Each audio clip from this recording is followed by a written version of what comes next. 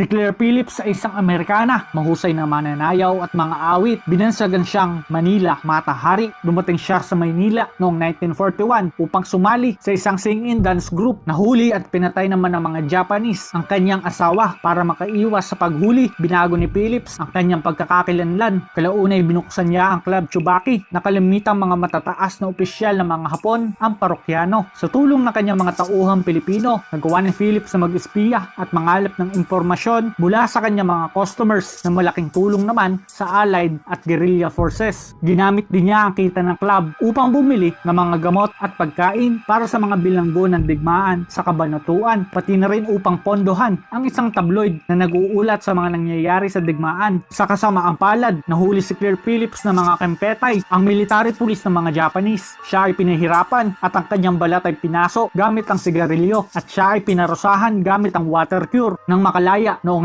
1945, si Phillips ay nabawasan ng 25 kilo. Namatay siya dahil sa meningitis na may kaugnayan sa alkoholismo.